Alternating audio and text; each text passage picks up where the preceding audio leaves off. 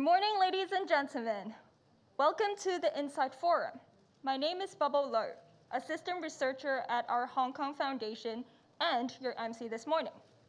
First, on behalf of our Hong Kong Foundation, I would like to extend a very warm welcome to every one of you for joining our Insight Forum today. Our topic today is Hong Kong Way Forward, the future of Hong Kong as a regional innovation hub.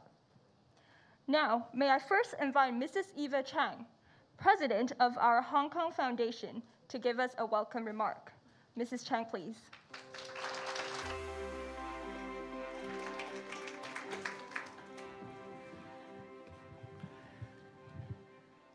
The Honorable Financial Secretary, Mr. Paul Chan, Dr. Victor Fong, distinguished guests, ladies and gentlemen, good morning and a very warm welcome to all of you. Well, our Hong Kong Foundation takes great pleasure to present to you the second of a series of three Insight Forums on Hong Kong Way Forward. Today's theme, as the MC has already introduced, is the future of Hong Kong as a regional innovation hub. Well, it's a cliche to say innovation is a mega trend of our time. Everybody talks about innovation, and innovation is not just about science and technology. We need social innovation, public policy innovation. We talk about business model innovation, even arts and cultural innovation. It's everywhere. Well, for Hong Kong, innovation, of course, is not new.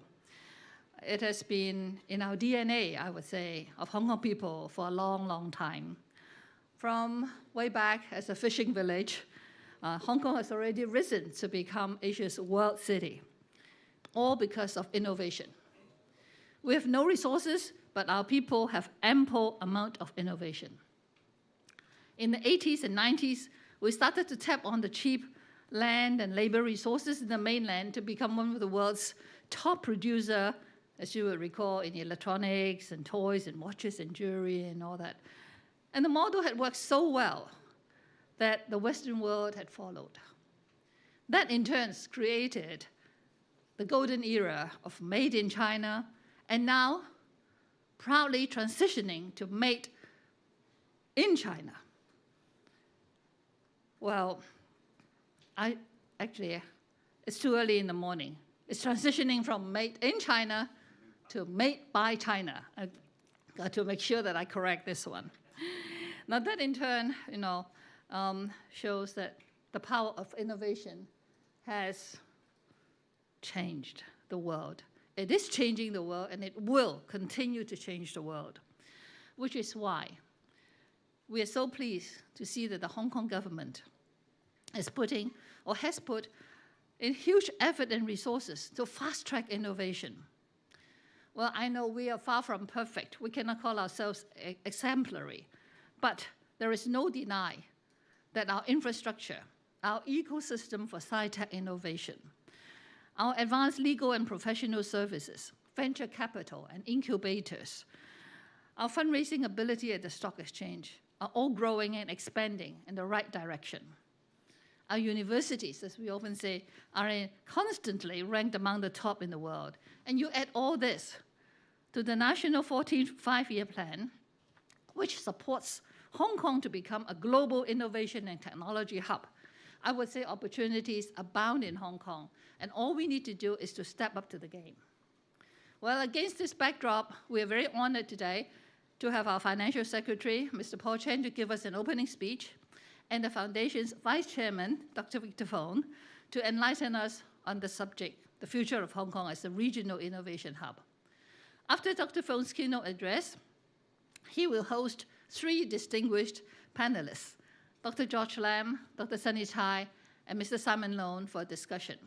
Well, they're all innovators in their own ways. We're very, very grateful to them for giving us their time this morning, and we look forward to hear their insightful sharings. And last but not the least, I'd like to thank our venue sponsor, Hong Kong Land, and Mr. Robert Wong, who's here with us this morning, for giving us the privilege to use this beautiful venue for our Insight Forum series. So without further ado, thank you very much. I hope you will enjoy the forum and have a very fruitful time. Thank you. Thank you, Mrs. Chang, for your welcome remark. Please be seated. We are honored to have the Honorable Mr. Paul Chan, Financial Secretary of the Hong Kong SAR government, with us this morning. May we now invite Mr. Chan to give us an opening speech. Mr. Chan, please.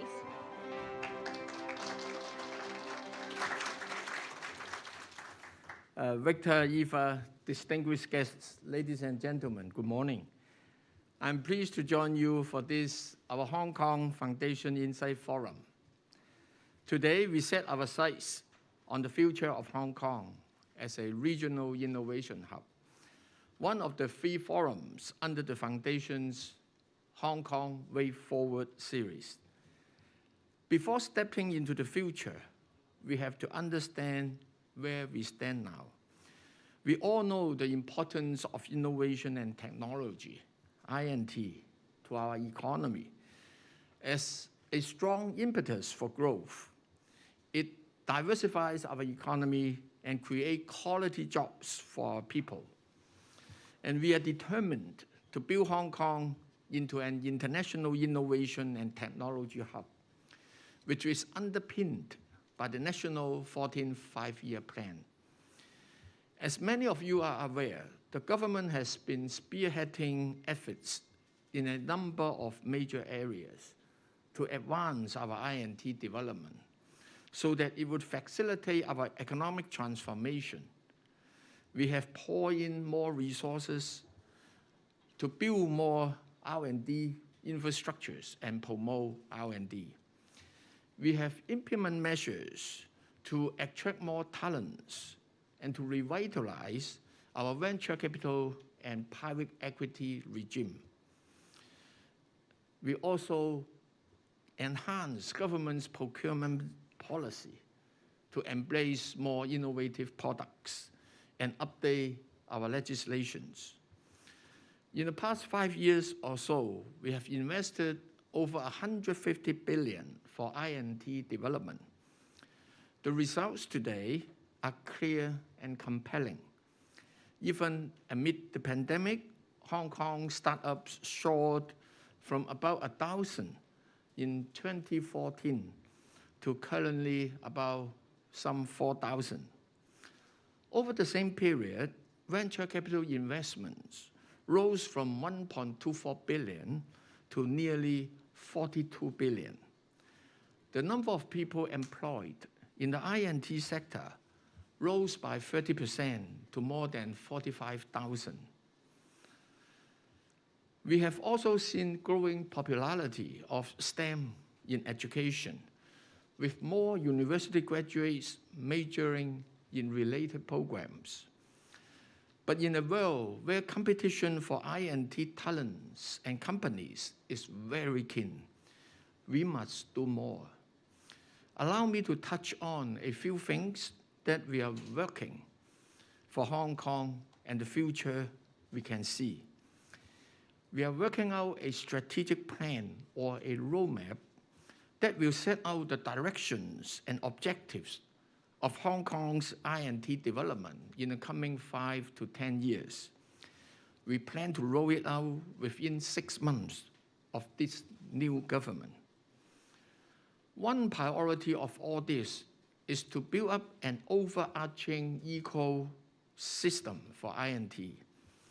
It is essential to promote cross-disciplinary and cross-jurisdictional collaboration among the government, industry, academic, and the research and development sector, so that we will be able to connect upstream research to midstream and downstream market. Hong Kong has long been well regarded for excellence in research, but only when research outcomes are better integrated with commercialization and products could we expect our INT development to be more sustainably powered. Another focus is INT infrastructure. Under the Northern Metropolis Development Strategy, the Hong Kong and Shenzhen Innovation and Technology Park and the Lok Ma Chau Shan Tin area will form the Shan Tin Technopole. The Technopole, together with the Shenzhen INT Zone, will rise as a world-class INT hub, with Hong Kong at the fast-beating heart of it. Joint venture in INT infrastructure also signifies blooming collaborations between Hong Kong and our sister cities in the GBA. If Hong Kong wants to become a regional innovation hub, we must see each of our strengths and capitalize on them.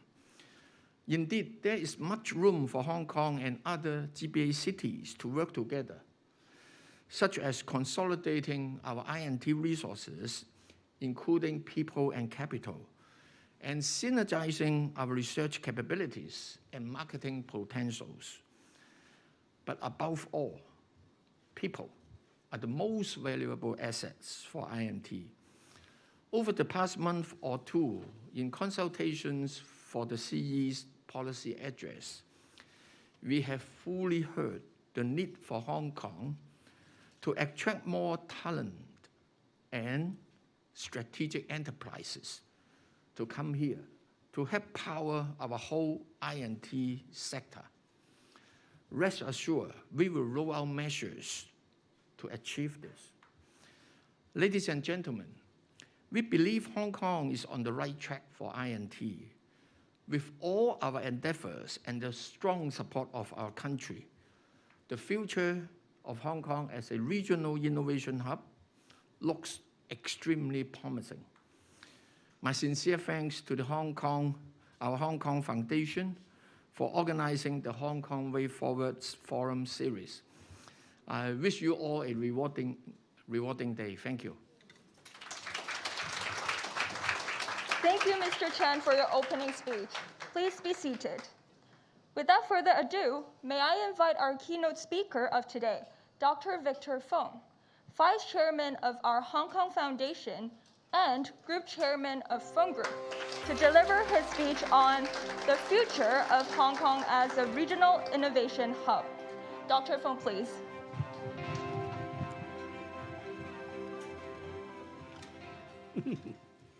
Okay.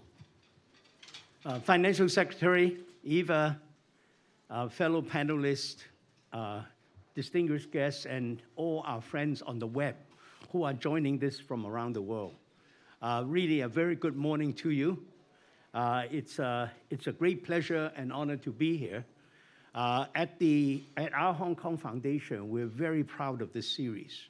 This is coming, I think, at a very important time in Hong Kong's development as we turn to a new chapter and looking really at the long-term competitiveness of Hong Kong. I think today we have a window of opportunity, and really we need to grasp that opportunity without fail. And so this is second in the series. The first was done last month and really focused on Hong Kong's role as an international financial center, which is obviously central. But I think today we're also tackling a topic which frankly is very close to my heart, but also I think is at the core of Hong Kong's competitiveness. And that is Hong Kong as a regional hub for innovation. Now, I think before we start, I don't need to say that innovation is on the mouth of every leader in the world today. You know, you look at every speech President Xi Jinping has made, we talk about innovation.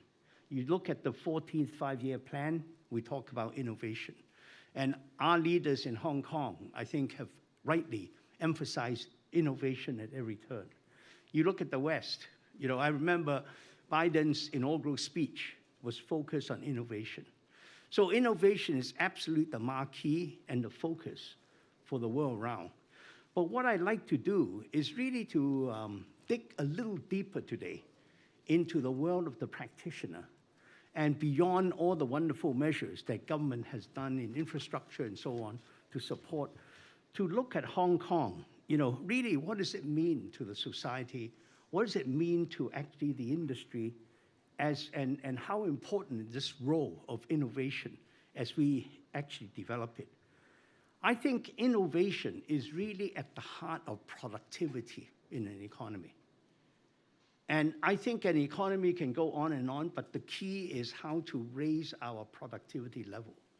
Without innovation, we really don't have the right amount of productivity increase, and that does not bode well for the long term of an economy. Also, I think innovation really provides opportunities for startups, entrepreneurs. Paul, which you have done so much to support, the development of venture capital and all the way to nurturing them as eventual unicorns. And we'll be hearing from Simon later on, one of our first unicorns from Hong Kong. And I think this is really very important from a societal standpoint, because not only does it provide opportunity for our young people, but it provides upward social mobility, which I think is absolutely essential. It is to me, it should be the greatest path to social mobility by actually focusing on innovation. And then finally, I think what we need to do is to think about, it pervades the whole society, because if you go behind innovation, what is really the basis of innovation? Of course, we're focused on STEM, rightly so. I come from that whole area, and that is the core of the core. However, behind it is, I think, the whole concept of creativity. How do you actually sort of maintain a level of creativity in a society? And that really goes deep into our education system. I don't know, there's so many educators in the room, I don't know how you teach creativity, or how do you create a teaching environment in which creativity can thrive? I can't answer that question, I'm just posing it. But I think that is actually at the heart of it. So what I'm really emphasizing is innovation is really at the heart of our society. And it's really at the heart of our economy, at the heart of our industry. What I now like to do is give you perhaps a little deeper dive into what I mean by the innovation process. Now, this is much more from a micro, bottoms up, from a practitioner standpoint, if you would. What is that innovation process? People very often equate innovation with 0 to 1.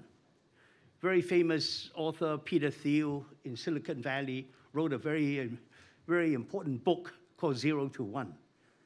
Now, 0 to 1 actually signifies the creation of an idea and all the way to really a working prototype, okay? But I ask the question, is from the idea to the working prototype enough to complete the innovation process? I say absolutely not. To me, the journey has to be from an idea, from a creation, from a scientific discovery, all the way to something, a product that is commercializable, that satisfy consumer demand, that have a place in the marketplace, so that you can actually do mass production and distribution around the world with it. So the process doesn't end with the creation of the prototype. That is perhaps the first stage in the process. The second stage is what I call 1 to 10. Now, what does that mean? That means now that you have the prototype, you've got to actually do enough, test it with consumers, okay, to actually find out, does it have all the relevant features? Can you have a different product that actually satisfies the consumer's needs a little bit more? And really what you need is to produce 10 pieces, or sometimes, depending on the product, you may want 100 pieces. But if you're doing a robot, you may only can do 2 or 3 pieces. But whatever it is, it's small lot production. You want to do it very fast and test it in focus groups with consumers who are knowledgeable, and give you the opportunity to redesign that product.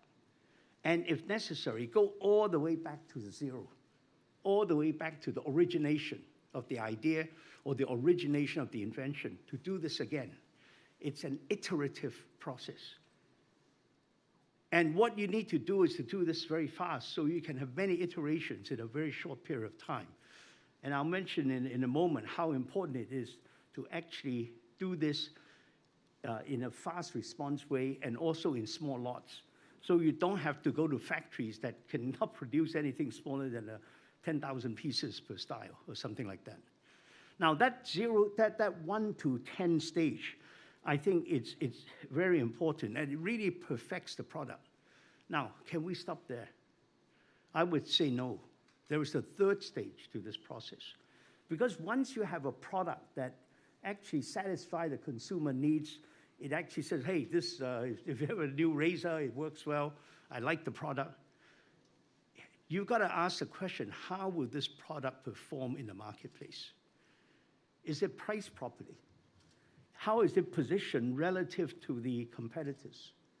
And then most importantly, what is the size of the consumer market that you can be thinking about production for? You know, all those things, in my mind, is an integral part of the innovation process. Because the innovation process cannot stop until you have something that is commercializable in scale, okay? So that part of it, I think, is that stage 3, if you would, I'm calling from 10 to 10,000. Because you probably want to produce a large enough lot size so that you can actually do a market test and be able to test the pricing, the positioning, et cetera, and the appeal, and most importantly, to come out with a sense of the, you know, how big the market is. So this idea of stage 1 is 0 to 1. Stage 2 is 1 to 10, the testing in consumer groups. And then the stage 3 is 10 to 10,000. That, the 3 stages in totality, completes the innovation process. Now, I think Hong Kong is uniquely positioned to actually work on each of those 3 stages. And let me go into why. Because I like to take apart those and really look at it in a little more detail. And we have the wherewithal to put all that together and to be able to create products very fast and eventually in scale. By the way, in our jargon, what we want out of this innovation process is what is known as the tech pack. After this innovation process, what comes out is a product that is capable of commercialization and scaling. So what we need is something called a tech pack. Those of you in manufacturing will know exactly what I'm talking about, which is an exact set of specifications on what the products will do, how much you're going to produce, and what sort of raw materials and parts you need to produce it. Only then are you able to turn it to mass production and distribution around the world. So really, end of that process, it ends with the, you know, if you want to look at very real-world milestones, you end with the tech pack. Until you get there, you haven't done the process. And that is why, in my mind, people, if you don't look holistically at the 3 stages of the process, 0 to 1, 1 to 10, 10 to 10,000, and complete it, you really haven't completed the process. And you start asking the question, why you have so many new inventions, but there's nothing coming out of the other end of the commercialization? Because you haven't completed the whole process. And I think that is the idea that I'd like to really get across, and which, in my mind, is essential to really developing Hong Kong as a regional hub. Now, let me now turn to each of those stages and where Hong Kong really stands in terms of competitiveness relative to the other parts in the region or indeed around the world. You know, in fact, I talked to my American friends. Silicon Valley is wonderful for 0 to 1. But I asked them, where is the 1 to 10? Small lot production. And more importantly, where do you get the 10 to 10,000 to do your market testing? It is not easy. In some industries, they do very well, but not in all industries. So if we have the ability, you know, which is what FSU was saying, to work closely with the Greater Bay Area and use their capability in different stages, the stage 1, stage 2, and stage 3, and see how we can work at each of those stages, then I think we have a holistic model that could really be will be world standard in this part of the world, in the Greater Bay Area. Now, let me focus on stage one. Sometimes they call it prototyping, right? It's from idea to the first 手板, a hand sample, a working sample. I think it goes without saying, and people have repeated very often, we really have a major advantage here because of our universities. China has 8 universities among the top 50 in the world, according to the Time Supplement, which is one of the very well-accepted measures. And 4 of the 8 are in Hong Kong. Okay, so we have the question is, I think what we need to do is to think about how we achieve that 0 to 1 stage, that prototype, as soon as doing as effectively as we can. So our advantage is very clear in the stage 1. Now, how about the stage 2? This is what I would call the product design stage, where you're trying to perfect the product. Here, I think what you need are a number of things. You need the ability to produce very quickly small lots. Okay, and then you take that to focus groups and test those product features and everything. And when something is not quite right, you immediately go back and produce the second lot with a correction. So it's a constant loop of iteration. And so what you really need, in my mind, is manufacturing 4.0, digital manufacturing, that could actually very quickly, take all this and really get it done and have the ability to do it. Now, this, in my mind, is also ideally suited. If we can think about digital manufacturing factories that are startups that could be done at Science Park or in Cyberport or even in flatted factories, Hong Kong style, doesn't take much land. But you go upscale with digital manufacturing, okay, manufacturing 4.0, it really is an opportunity for us then to do that process well. I would call this an opportunity for the reindustrialization of Hong Kong. It's really focusing on doing the stage 2 of the innovation process and using digital manufacturing to accomplish that. It provides the right type of jobs that allow us to trade up high-level technicians and so on, and it suits our environment because we don't have a lot of availability of land. It's doable in the flatted factories. I think the other thing that are 2 more things I like to emphasize at this stage. Do not underestimate the importance of our airport.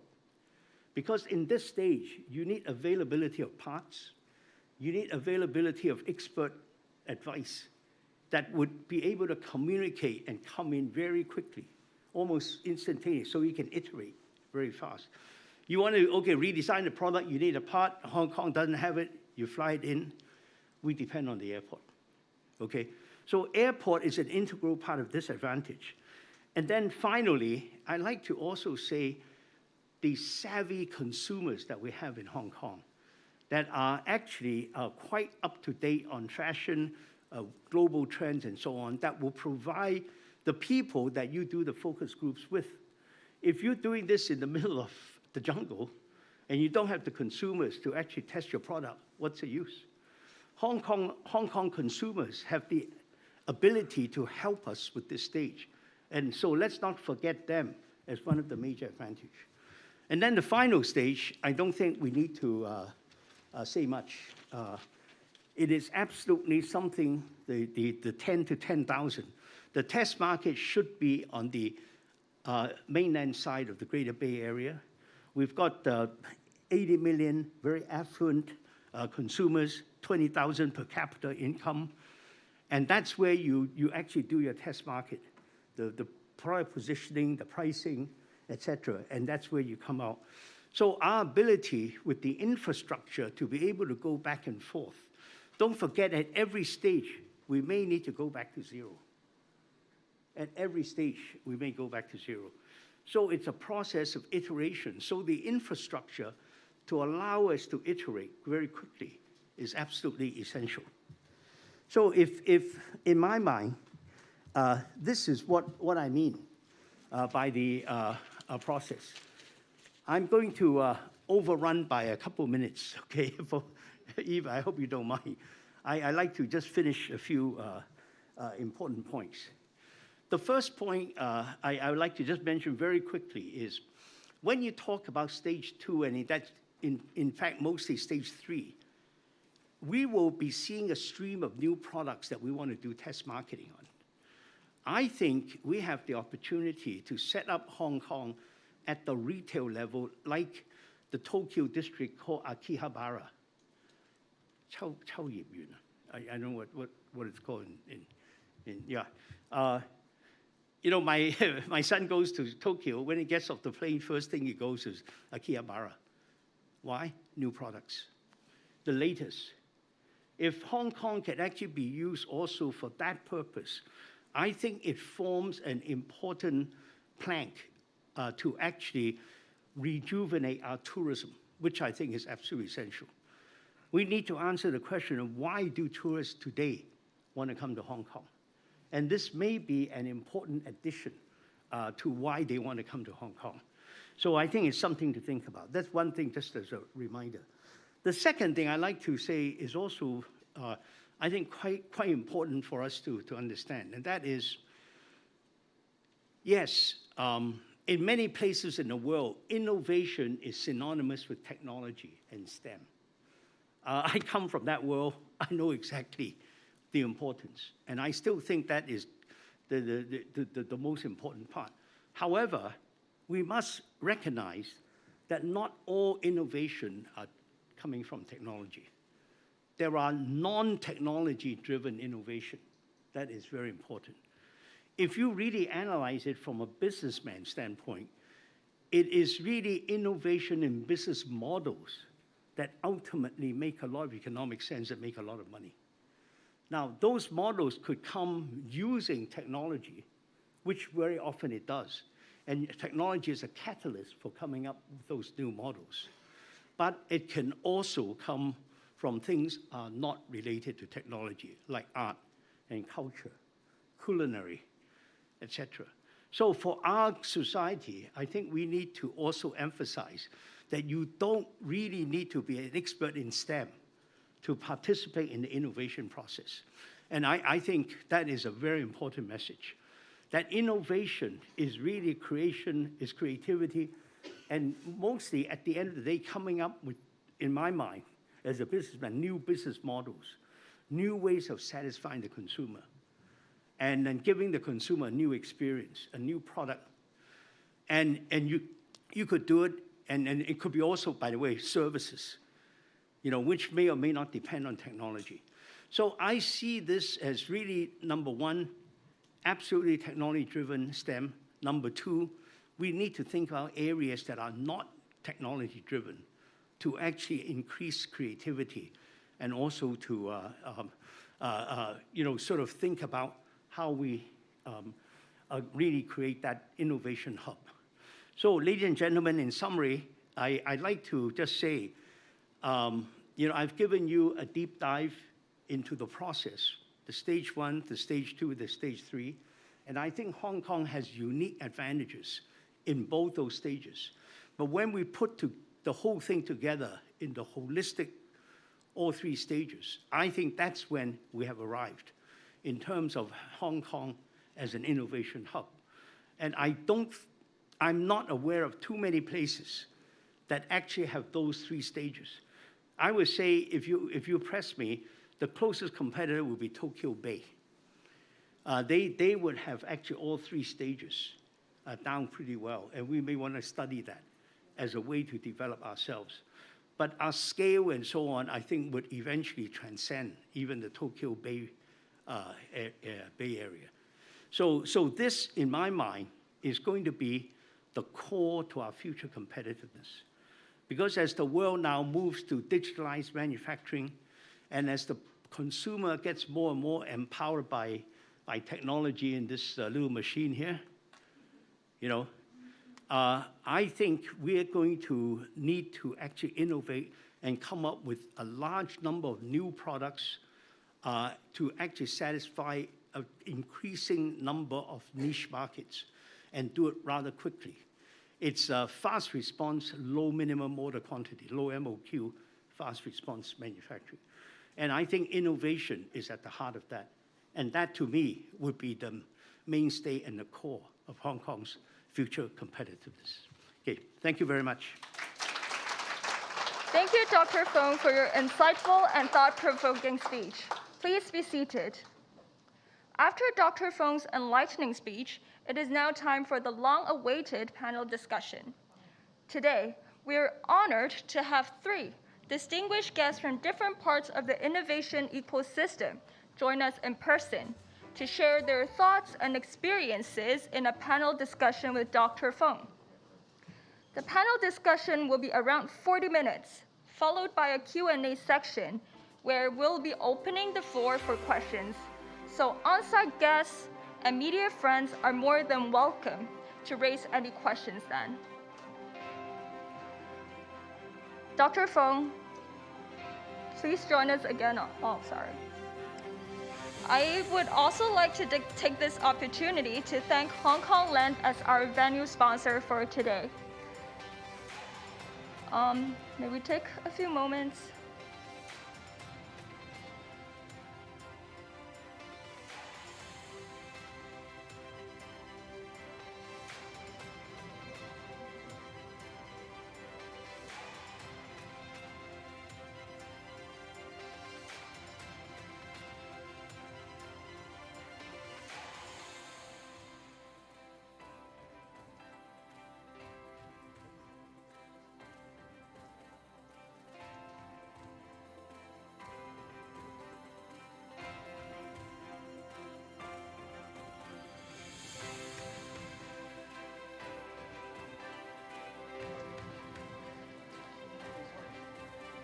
Dr. Fong, please join us again on stage. May I now invite Dr. Sunny Chai, Chairman of Hong Kong Science and Technology Parks Corporation, Dr. George Lam, Co-Chairman of Hong Kong Aerospace Technology Group and former Chairman of Hong Kong Cyberport, Mr. Simon Leung, Founder and Group CEO of WeLab, to join us on stage. Dr. Fong, the floor is yours. Okay, thank you very much. A big hand for our panelists. These are the real entrepreneurs.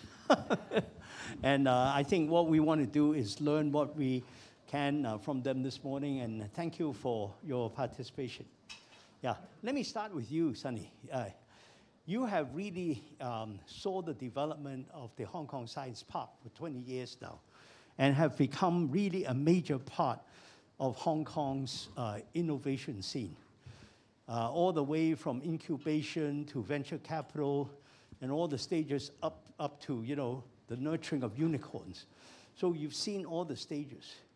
What I'd like to do is really ask you, is Hong Kong's infrastructure adequate for that? Are you happy with the type of infrastructure that we have today? And what sort of new infrastructure would you see that we need to add to actually continue our progress in innovation? Especially, I have in mind, the Northern Metropolis, and what the FS mentioned is the Suntin Technopole. I don't even know what it really is. So you may want to give all of us an introduction to that. Thank you, Victor. I think actually all the question you asked were all covered by FS in your speech already. Okay, and of course I have served at Innovation and Technology Commission in the last 16 years, from two R&D centers and then Science Park. And if I have to say, the infrastructure or the support from the government that really took off was really from these 10, 15 years. Okay, of course, Science Park is celebrating our 20th anniversary, and we saw a very tremendous growth. So up to today, we have over 1,100 tech companies at Science Park. Our tech population there is 17,000 people working at Science Park. 11,000 of them are the R&D people. So what does 11,000 means? In Hong Kong, I know there are academia experts here. We have about 40 to 45,000 R&D people in Hong Kong, including those working at university as researchers. So meaning 1 out of 4 researchers, R&D people are at Science Park. So in terms of infrastructure, I must say in the last 2 terms of government, and including this term, the support given was really tremendous. I always say it's a golden stage. It's something that I've been working as an entrepreneur for the last 35 years, and this is something that I've not seen before. Right. So the infrastructure given, you can name it, like in Science Park, I mentioned all the facilities in various technology to support startups, tech company growth, communal labs, and also at Cyberport as well. And also at what we used to call industrial estate. Yeah. We have revamped it 2 years ago, sorry. We call it Inno Park now. And we don't just rebrand or just rename it as Inno Park, because we have gone through what you have mentioned in your speech from 1 to 10, partially of 1 to 10, yeah. Because we've gone through a very thorough consultation. We took 3 years on that. We had consulted with 2 consultants.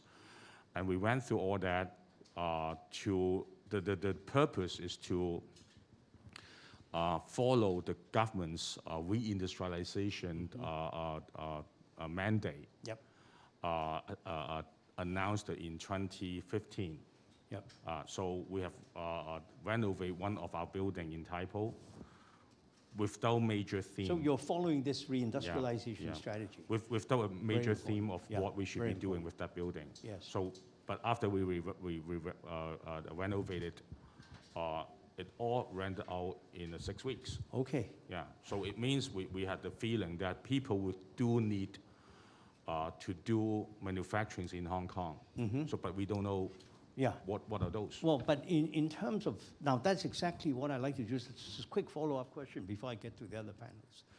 You know, in any sort of promotion like this, there's importance of having anchors, right? MNCs. Which industries are you really targeting to actually bring to Hong Kong when you try to?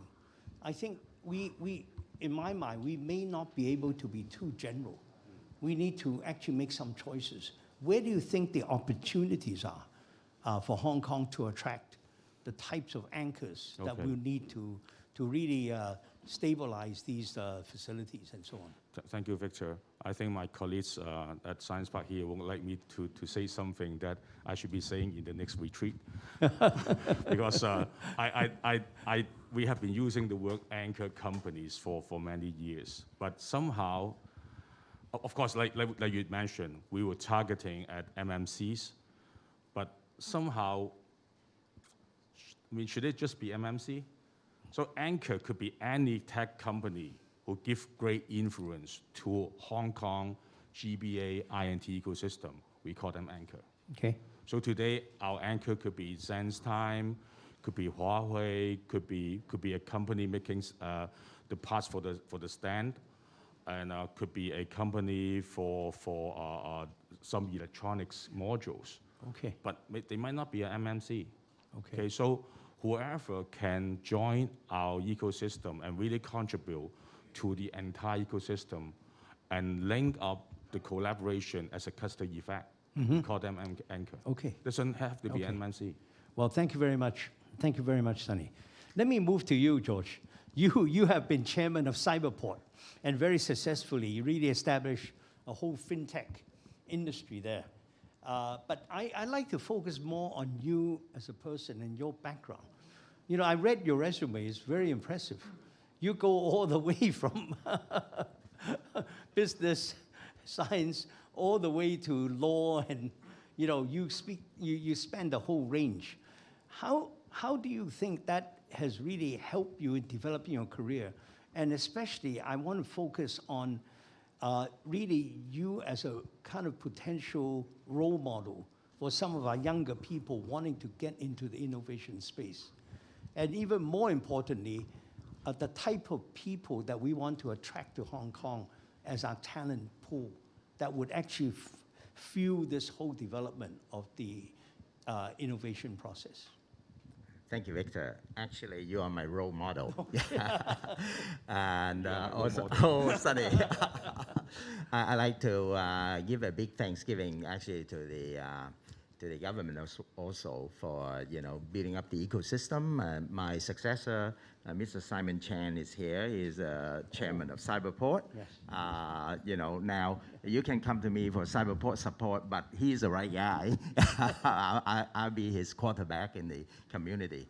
Now back to the kind of Victor you mentioned before about the Tokyo Bay area, and they try very hard. And I think for Hong Kong, I agree with you. We are probably one of the very few, if any, that can have all stages, as you mentioned.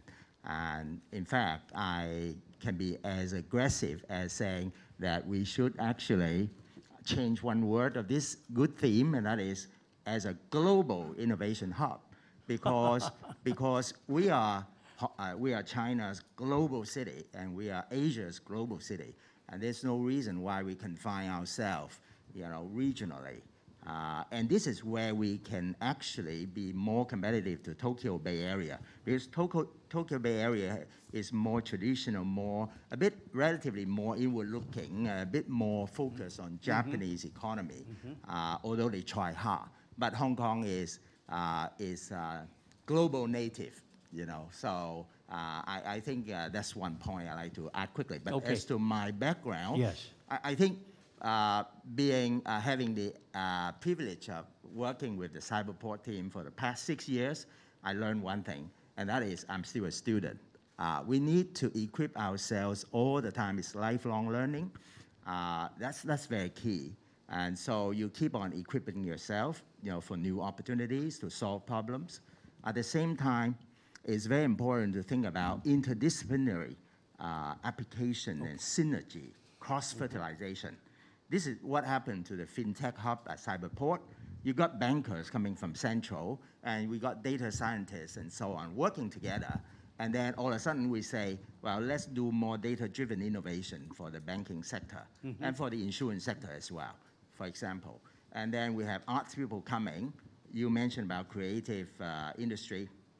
They work with the digital tech people, and you have art tech, and then so FinTech, art tech, insure tech, and then the lawyers come. We have reg tech, regulatory technology, and law tech, and so on.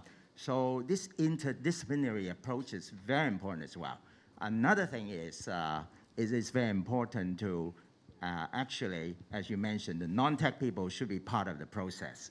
So I think that's what I was hoping you might say. It's good to learn about non-tech subjects as well. Yeah. My final point is that it's important to really have this teamwork, because in my experience with startups, I think the winning cases are always a team effort. I remember quite a few years ago when I watched the World Cup, I didn't even recognize any German players, but the German team won, because it was teamwork. So, I have nothing to add but to say that, it's a great thing to be an entrepreneur, a tech entrepreneur, but don't just think about money. Solve some problem for society and for the economy, make the world better. So I think, what we can say is emphasizing the global regional, global innovation hub. I think, we stand for global, we stand for green as well, because it's sustainability and inclusiveness, but also governance. We have to do the right things right. Yeah. Yep. Thank you. All the aspects of ESG. George, I was really, thank you very much, because I want you to give a message to the young people. I was trying to get you to say what sort of qualifications you really need to succeed. And what you're really saying is no specific, but you need to be broad and interdisciplinary and have a very creative mind. Now, I'm going to pin you down with just a follow-up question. Now, people talk a lot about talent, the fight for talent today. In your experience, in fintech and the whole experience, in your career with so many areas, where do you think Hong Kong's most lacking in terms of talent? And in which areas? And how would we go about actually attracting and acquiring that talent base that we are not, really complete in ourselves? Well, Victor, this is a strategic question. I think for Hong Kong, I'm so glad that FS mentioned, and you mentioned about the strategic approach. I think we have no choice. We have to look far and look high, aim high. And talent is at the core of it.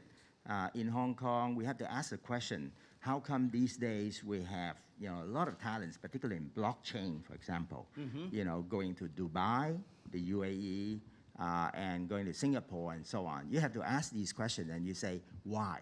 Now, is it because we don't have a smart quarantine solution yet?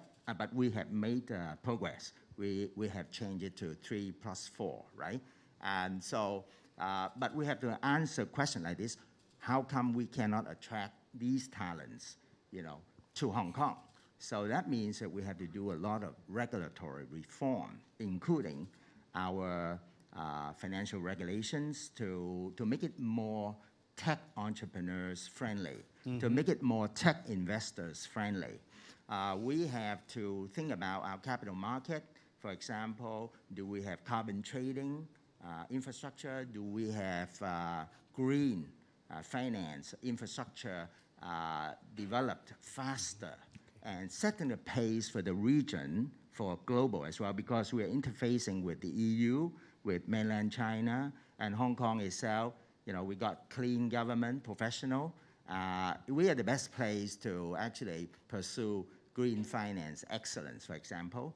And if China is pushing for net zero carbon, achievement by 2060 and Hong Kong 2050, then we got to have a green roadmap. How do we take specific actions on? So talent is at the core of this. So how do we do it? I think right now we have policies like tech talent entry program policy. We have the talent demand list and so on and so forth. We have ingredients in place, but we need this general assembly, this packaging, strategic packaging, improvement of our policy, for including immigration policy, how to attract the best talents here seamlessly, fast, and also with their families. Because if you don't attract their families, support the family, you cannot keep the talents, for example. And so a lot of systemic issues, and how do we make use of foreign talents to develop our own talents so that we don't leave them out? And using Sunny's term about anchor companies, I love that. I immediately, I want to invite the top tech companies in China, for example, around the world to come to Hong Kong, anchor themselves in Science Park, in Cyberport, etc., in the northern metropolis. And that way, we have this strategic blood, I would say, input, new blood into the Hong Kong ecosystem. Imagine, for example, in northern metropolis, if we can have tens of thousands of engineers coming. And you know what they get? They get immediately a salary raise because the Hong Kong tax advantage. And then because they are right in the northern metropolis, they can go back to Shenzhen same day. No disruption to family life and so on. We have a lot of innovation that we can do here, and what I loosely call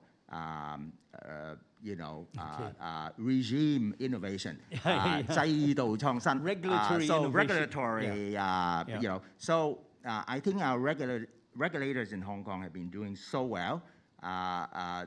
There's room for doing more in terms of industry development and also business development. So talents. We need that, and we have the ingredients for success because this is a free port. We have multilingual and multicultural kind of Yep. ingredients here. Yes. We are inclusive in thinking. The government has been promoting a caring community and so on. I don't see why we Yeah. cannot attract talent. So it is about how to get it done. I Okay. think it's, Yeah. let's do it. Thank you, George. Well said. And what you're really saying is instead of government making policies for innovation, they themselves have to innovate within government and government policy. And I think that's a very, very good thought. Okay, They are Simon. doing it. Yeah. Simon, let me turn to you. You're one of our most celebrated entrepreneurs. You taking your wee labs in the fintech all the way to a unicorn. And the first question I'd like to ask you is, you have now pursued that journey right from scratch. How have you thought about that process? And what aspects as a practitioner, having gone through this, that you found that worked, that didn't work? And more importantly, I'd like to ask you, as a unicorn, I'm sure you get a lot of invitations to be elsewhere. But why are you still in Hong Kong and the Greater Bay Area? What is it that attracts you? Thank you, Victor. Thank you, Hong Kong Foundation. Thank you, Eva. I really echo to the opening keynote speech that you talk about the process of innovation, right? I mean, for us, we were founded exactly 10 years ago. We were founded exactly 10 years ago in a very smelly office in Sheung Wan. And now we have 1,000 employees across Asia Pacific, with around 50 million users and 700 enterprise customers. For us, I think innovation is extremely important. You think about where we are at. We are at the fintech industry, right? The core sector is financial services. And financial services is a very peculiar sector. It's a sector where size, scale, history matters. We are facing competitors, very large banks with more money, more people, and like 100 to 200 years of history. So we have to constantly ask ourselves, how do we win in a sector like this? And it's not by more money, not by more people, and we don't have a time machine. So it has to be through technology and data.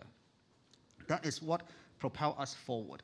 So if we look at the 1,000 odd employees we have today, close to half of them is actually in technology and R&D across the region, because we believe that is the path for us to innovate, develop new products faster and better.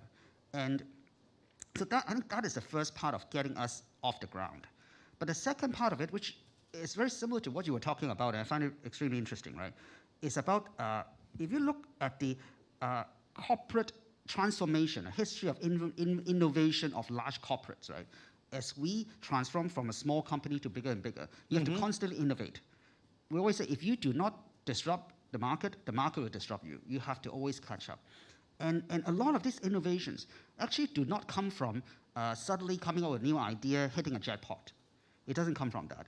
It actually comes from an existing asset that you have built over the years, and how do you find a new life and apply it to a new environment, and how we actually thrive and grow. That is actually most of our innovations happen. For example, we first started off with a lending platform, and with that technology on risk management and KYC, we apply it to other markets, like in the mainland market. With that technology, we transform it to a lot of the account opening and the lending business, lending technology infrastructure for WeLab Bank in Hong Kong today. So it's about actually scaling from one to another. And an interesting and fun story to share, right? Some of you may have heard this Marvel, the company. Okay, many of you have watched the movies and stuff like that, right? Yes. They were founded in 1930s, and they actually filed for bankruptcy in the 90s. And they were sold to Disney for $4 billion 10 years after that. And now, of course, they are worth like 10 billion US. Now, what happened during those periods? Well, how did they transform to where they were, a bankrupted company, to what worked? For a lot of them, is actually they found that the core asset was the intellectual property of the comic characters. And they, fun part was, they actually, what they did was, they started licensing it to Sony and different movie companies to make movies to test whether the public audience accept seeing a comic character on a movie's big screen. When it did work, they started financing and started making their own movies. The first one being Iron Man, now is extremely popular, and the rest is history. So a lot of this actually has a successful formula. The formula allows the companies to continue to innovate, to develop new both technological and business innovations. I think that's the first part, right? The second part is Hong Kong. Hong Kong is a very strategic market to us. I'm born and bred in Hong Kong, so that's why we are here. In fact, 400 of our 1,000 employees reside in Hong Kong, so majority of them in Hong Kong, where we have the group office and the WeLand office, the WeLand Bank offices. This is a very interesting market for us, in particular for what you were referring to, the 0 to 1 and the 1 to 100, because it allows us to test a lot of new ideas and apply them. And what is also attractive to us is in our area, we required opportunities and licenses for us to test ideas. And the Hong Kong government, in particular Hong Kong MA, were quite forward-thinking in issuing licenses on digital payment, digital insurance, and virtual bank licenses, quite a few years ahead of the rest of the Asian counterparts.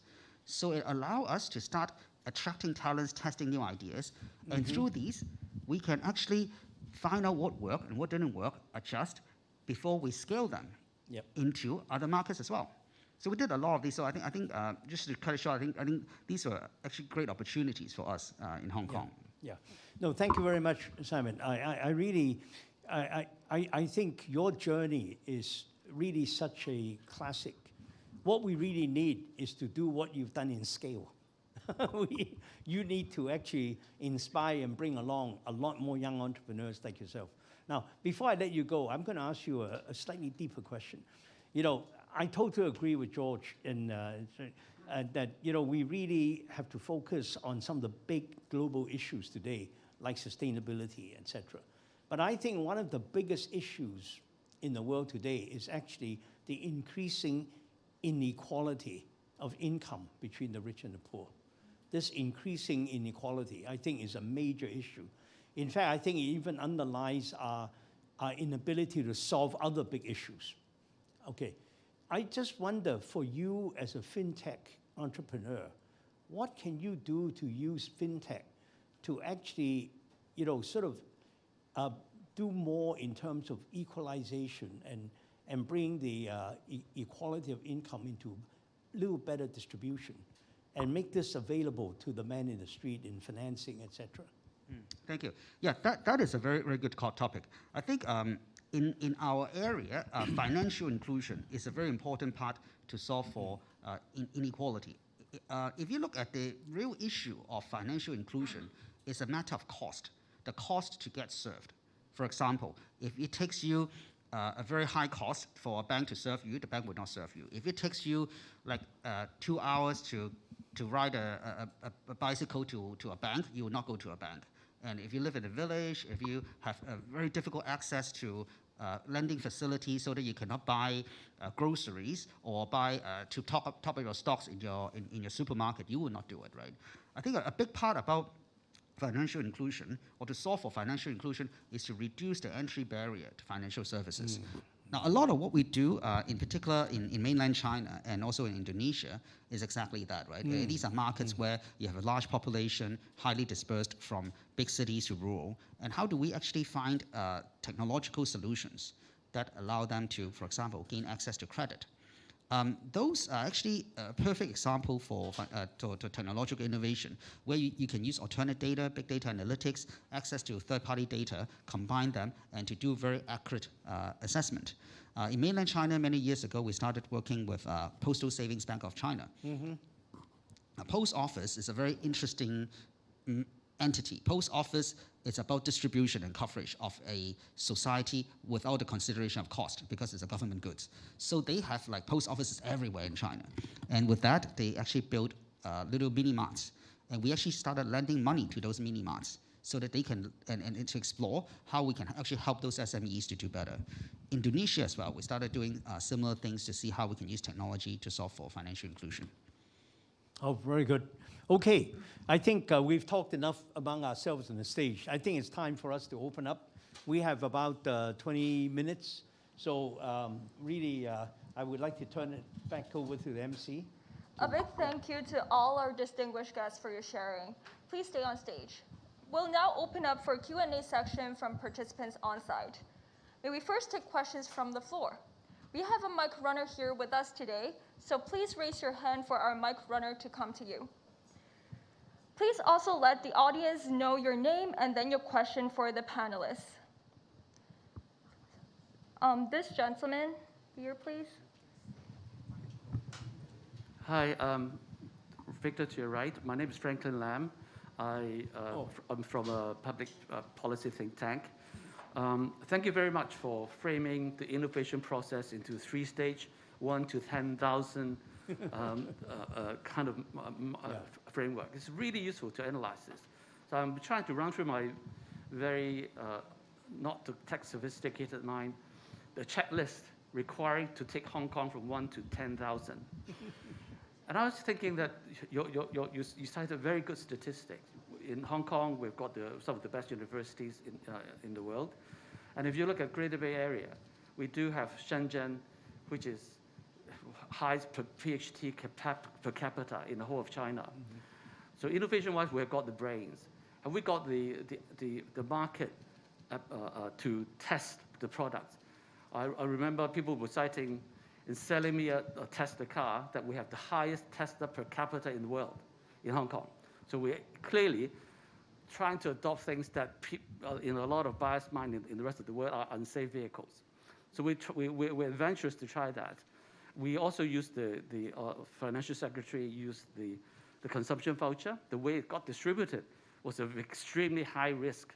First go, it doesn't work, innovate quickly, it works second time. So in other words, I think the aptitude is there to try and fail and re-examine and fix it.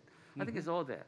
And for the market in Shenzhen, it's 17 years, the median age, younger than any key city in China. So you can try within 150 kilometers of Hong Kong, Greater Bay Area, the youngest population, most highly educated, the richest, and then some of the poorest in China, all within this Greater Bay Area.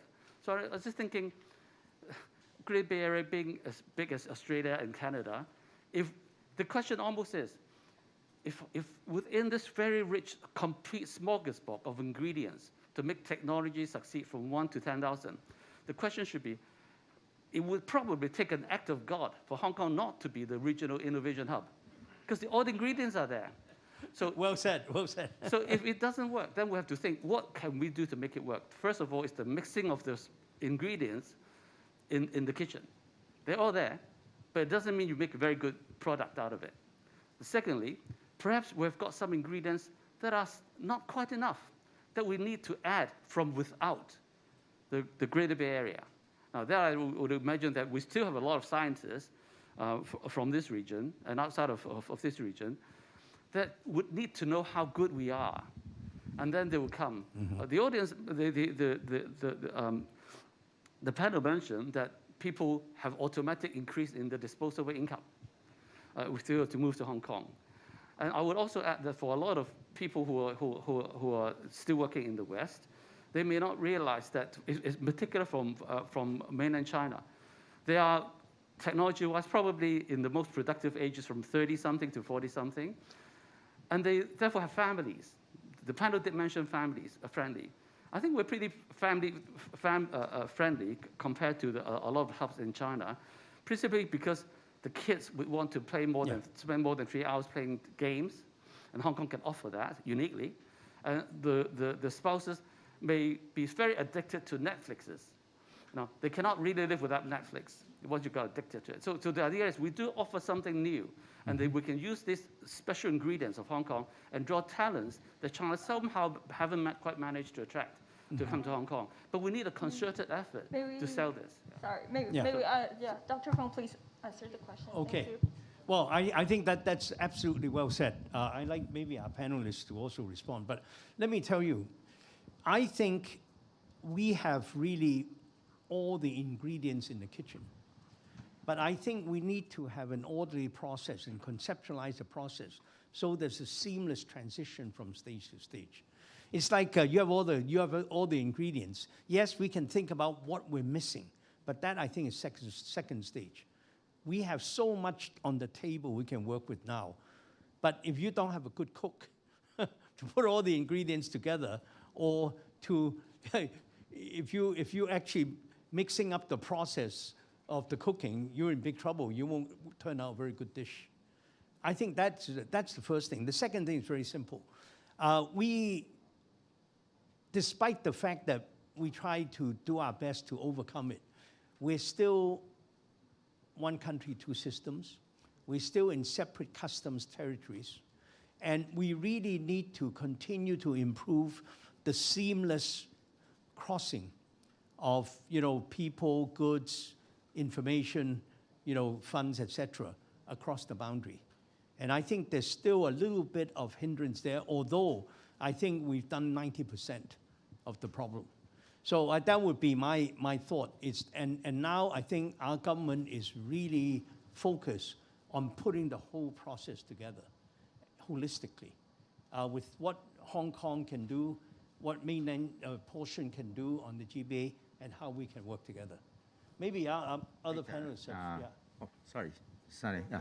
I think this is a great question and a great answer from Victor, but I just share some example. For example, why don't we think about, we are one of the very few places on earth that have such a big reserve, although we need the reserve to do all sorts of things, including the Hong Kong dollar peg and so on.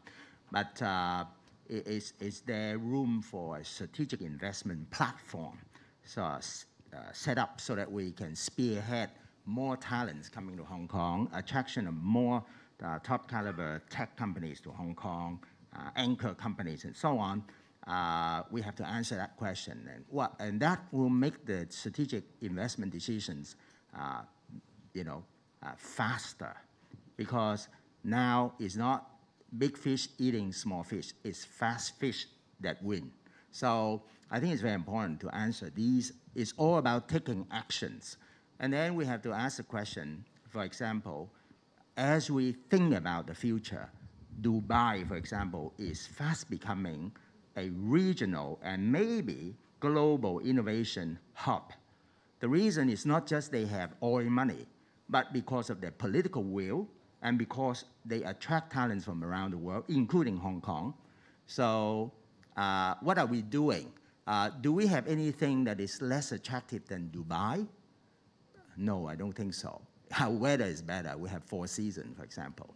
Anyway, you have to answer a question. It's all about taking actions.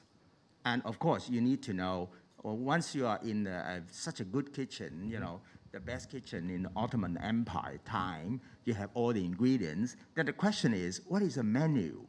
And who is the cook, the assistant chef and everything? And do you do the chicken boiling fast enough or in the right way, and so on. It's all about implementation and actions. So I think, sorry, I mean, it takes a few weeks for brainstorming, to say the least, but now we have a wonderful window of the policy address of this new administration. Feel free to provide input to the government. Okay. I think this is where you can do your fair bit, and thank you. I have to say thank you to all. Particularly, we lab is a proud unicorn from Cyberport, so I have to advertise for Simon.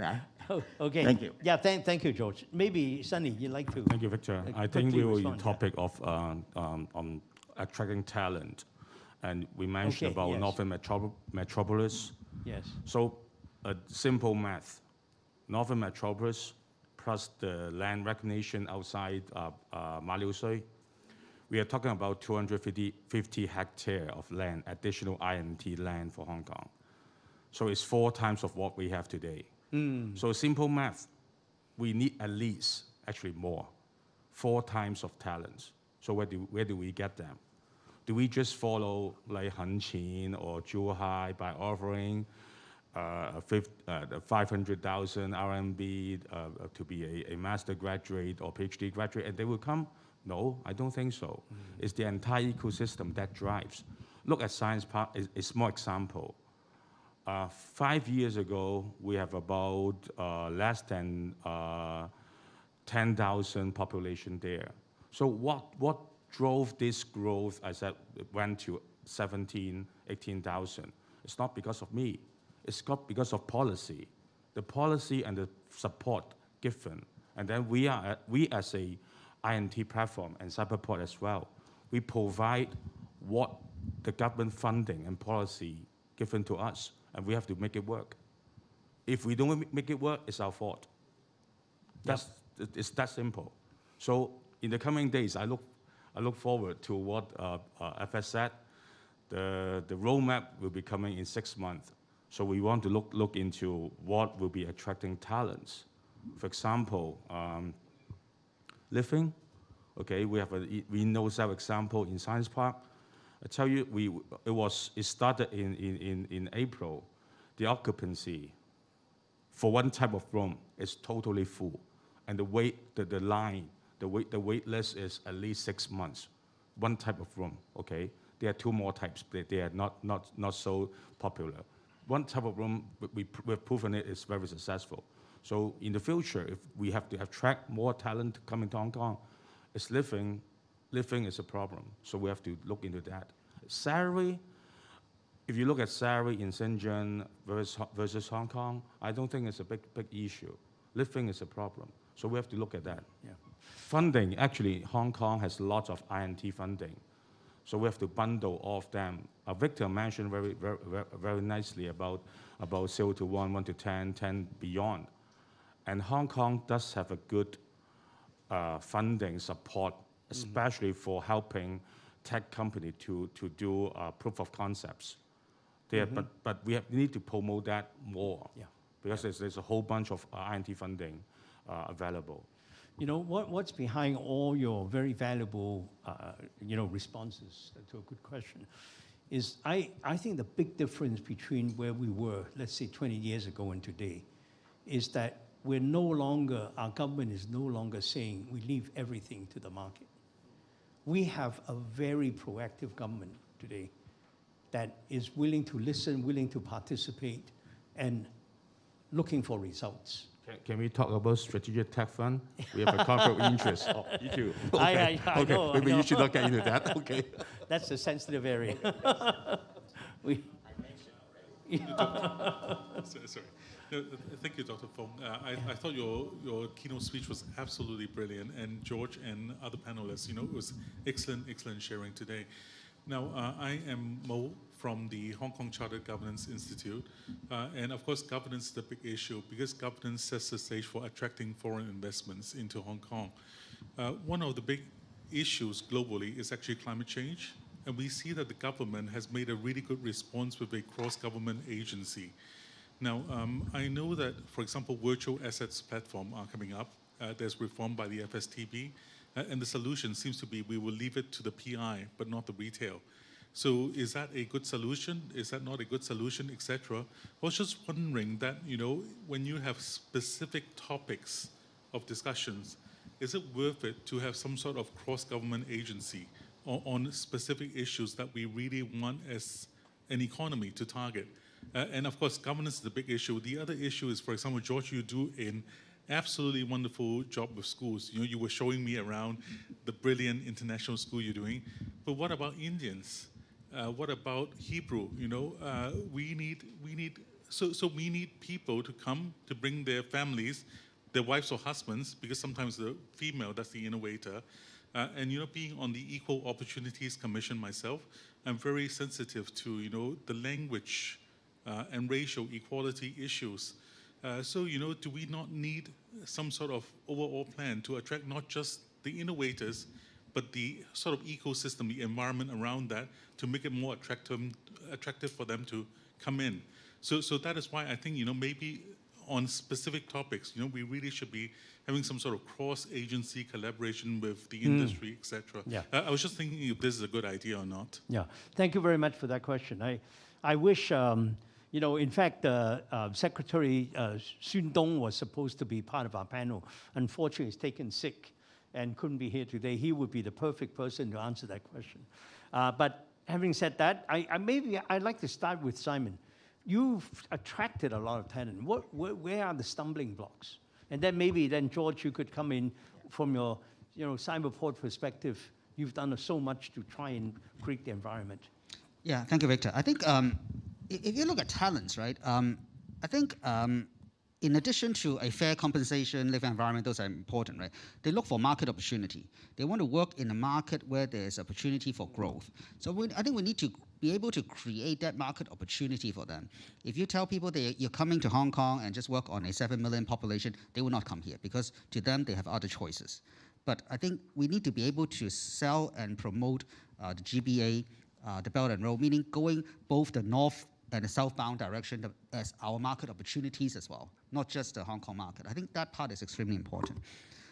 Right now, what we're facing in talent, acquisition of talents in Hong Kong, we need to understand it, right?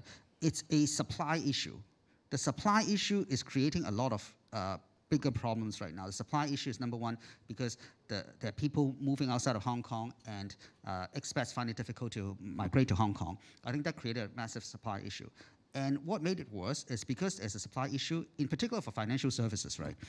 It drives the salary much higher, meaning the same level of expertise of experience today versus, let's say, 5 years ago has gone up by quite a lot, let's say 20, 30%. And that makes the cost of running the companies even more difficult. So we need to tackle that. I think this is something that we seriously need to look at, especially for technology in our area of financial services, that people are moving out, and we need to find a solution. Okay, George, very quickly, because I want to get to our... Yeah, thank you, Victor. I agree with Simon totally. I think we have a lot of things to do to address most questions, a very important question. In Cyberport, for example, we benefit from, Simon agrees, right? The presence of ISF Academy. So because I have been working closely with the Academy to attract the mothers, the father of these youngsters to Hong Kong, because without a school, you cannot have the family here, and the key talent won't be attracted and retained in Hong Kong. But the second thing is we are also dealing with new opportunities, as Victor knows about RCEP. We've got 15 economies, and then more interest from the Middle East in terms of putting more money into non-fossil fuel and ESG investments, and Hong Kong is an ideal hub for that. So they come here. Don't forget that we have a 1.6 billion population of Muslims, and if we want to attract these talents, be it tech investors or tech talents to Hong Kong, vis-a-vis Dubai, I think we should beef up the support system for schools and so on. And so Mo is right. And then if we say that India is the next economy, on the world stage, they just surpassed the UK, for example, in terms of GDP. Do we have? We have a wonderful Indian community in Hong Kong as well. But have we made more strategic investment into strengthening that bonding with the global Indian business connections and so on?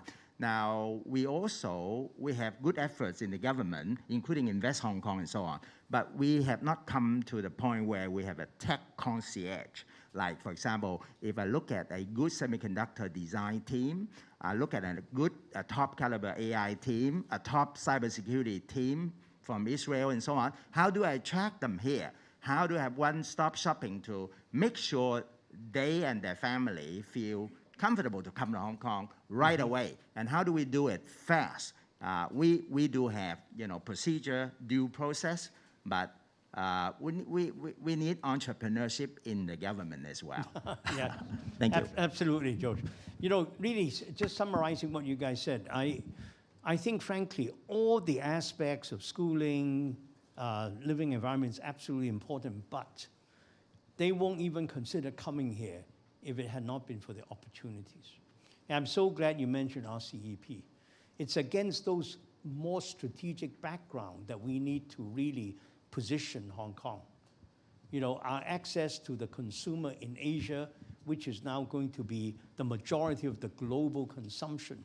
We're right in the thick of the most vibrant market in the world. There's no better place to access that opportunity. From there, then you take away all the other objections to moving here, which Victor. is, yeah, the family and et cetera. I'm sorry, Victor, Yeah, if I yeah. may, just Yeah, one so point. yeah, please. You know, and you need to have strategic investment capital on the table to attract these very top firms to Hong Kong.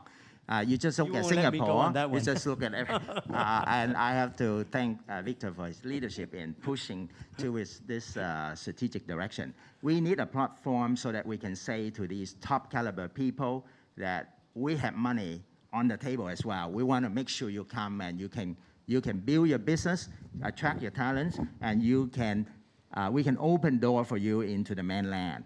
And we have to do that, and we can go to RCEP, particularly the ASEAN region.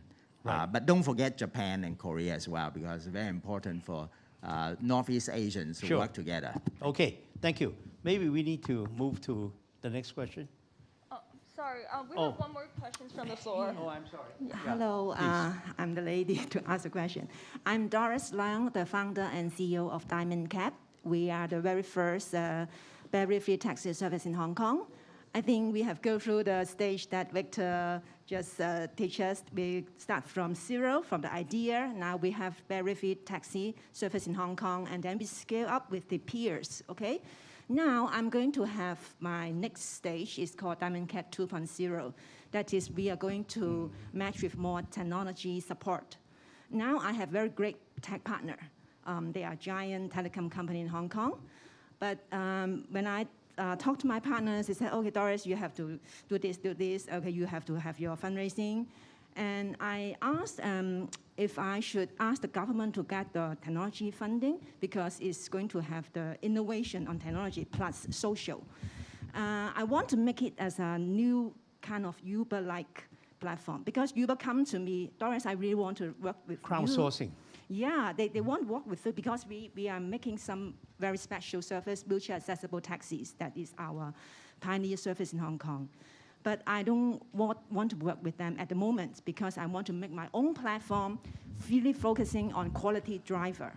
Recently, a retired school principal come to me and said, Doris, I want to be your Diamond Cab driver. And he's going to be on road later this month. So he really inspires me how I can pull in all the quality driver to make a best taxi driver pool in Hong Kong and then extend my branding and also experience to other aging societies, especially in Asia. But the question is, my tech partners told me, Doris, if you want to apply for any funding from the government, it will spend you half a year at least. Okay? My question is simple. Please give me some advice. Should I go to the government to apply funding or go to the private market? Yes or no? Thank you. Well, I think, Sunny, I'm going to let you take this one. You deal with this every day. Thank you, Victor. I said I work for Innovation and Technology Commission since 2006, but I didn't have a salary. So the official should answer your question, but I can give you some advice. It really depends on your milestones. If you have a strong tech partners, and who are ready to do something landing, and you have certain funding that you can go to support that, don't wait, just go ahead. And of course, among the Innovation and Technology Fund, there are some fund which have a quicker process. The chairman is also here. The TVP chairman, Technology Voucher Program. And of course, if you're looking for a bigger chunk of investment of project, for example, you're talking about several million or up to 10 million, you're looking for enterprise supporting scheme, that will have to go through a very rigid process. That's public money, I hope you understand. But if it's a smaller amount, okay, how fast could that be? 2 months, 3 months? 3 months. 3 months. See? 3 months. Chairman okay. speaking. Yeah. So it depends on the amount of INT funding you're looking for. The bigger, the more process it has to go through. It's public money, okay? Thank you. Can we take one last question from the media, please? Good afternoon, panelists. This is Oscar from the South China Morning Post. Just now, the Financial Secretary said the talent is in the field are still increasing despite the pandemic. So, however, it's vital to attract talents to come to Hong Kong if we want to build a regional innovation hub. So that brings to my questions. So what obstacles do you panelists foresee in maybe like next 1 or 2 years to recruit talent and their family, like George just mentioned, to Hong Kong if the restriction and quarantine are still imposed in that case? And and also echoing the Financial Secretary has noted, what kind of measure are you or the industry more looking forward to the government measures rolling out in the next 6 months? Thank you. George. Thank you. Great question. I think I have traveled recently, so I probably am a little bit qualified to provide some input in terms of smart quarantine policy. I have traveled to Sydney, Singapore, London, Bangkok, Jakarta. So I have been in quarantine hotels several times. So I think we are on the right track, and we need a bit of patience with the government, but we do need to move fast. I like the government's approach in terms of counting on real relevant data to adjust the policy. The whole world is moving towards this opening up, but I think we don't open up for the sake of opening up. We have to keep vigilance. Even Japan is saying that they will open up starting October, but I think we can do that. Hong Kong is a smart place. We have smart citizens. So we have smart economy. And before you board a plane to Hong Kong, you need to do a PCR. Upon landing, you do another one. And then you need to do 3 more PCR tests. And every day before you go out, you need to do an RAT to have a negative result. I think we do have built-in mechanism to protect the public. And all we need to do is do a bit of fine-tuning as we go. And we can be as open as other places. Other places are doing a better job than Hong Kong in terms of marketing. So a lot of places, they say they are open, but they also have to be very careful. But Hong Kong, we say less, but we do more, I hope. The other thing about talents is we really have to think about a holistic approach, a systemic approach on how to, Hong Kong is like our home. We need to actually take the gardener's approach. We have to think about how to make it better, how to make it more attractive, how to attract the right people here. This is a community. So if we say we are already a leading international financial center with an army of 300,000 professionals, then now we are saying we want to be a global innovation hub. So do we need another 300 or 500,000 of engineers and scientists and technicians to be here? So how do we do that? It is really very important for us to think about that. It's really little things. The devil is in the detail, and the key is actions, and the success factor is speed and team efforts. So. Okay. Well, I think we've come to the end of our time. Before we end, I'd like to see whether our panelists have any final words. Simon, any? Yeah, thank you. I think just if I may say something very quick on the last question, right? I think, of course, I agree that opening up borders in all directions without quarantine is essential. But I think in between, while we're waiting for it, I think we need to be really good at doing transactions, deals, attracting talents virtually. I mean, it's something that we have to do, right? I mean, over the last few years, we've been doing that. We cannot travel out. I mean, similar to George, I've been out of Hong Kong for a third to half of the time this year. And we've raised funds, we've bought a bank and stuff like that, all virtually. And it's just something that we have to do. We cannot wait for things to happen for us. I think we need to take control of the situation and start making things happen. I think that's the time. Not the a time moment to lose. Yeah. George, any? Yeah. Just Thank quick you. final word? I think my final words is let's aim far and high. Let's go for Global Innovation Hub, and let's take strategic actions as well, not just the day-to-day, the thing in front of us, and let's do it. Thank you. Yeah. Sunny. I think technology and talent actually has no boundary. When people can move around, and technology, if I don't have a technology, I can adopt it, I can collaborate. But what does have a geographical issue is policy and the culture. So we have to treasure, we are within GBA. And I hope, like as I said, the roadmap will be out, and that we have good news that support Hong Kong INT and make us work as an international INT hub. Okay. Well, thank you very much. I don't want to take any more of your time. All I want to say is, what we've discussed today, I think is not only one aspect, an important aspect of Hong Kong. I think it's fundamentally the core of Hong Kong's long-term competitiveness.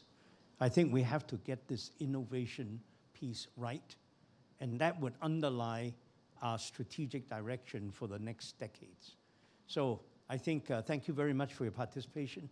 And I'd like to thank our panel members for very active participation and all of you for attending today. And on behalf of our Hong Kong Foundation, thank you very much for attending. Thank you for your sharing. May we put our hands together for our keynote speaker and distinguished panelists for their invaluable insights. Lastly, thank you all for joining us today. And I look forward to seeing you all again at the next Insight Forum featuring Mr. Bernard Chan on October 27th. So please stay tuned. I wish you all good health. Thank you and goodbye.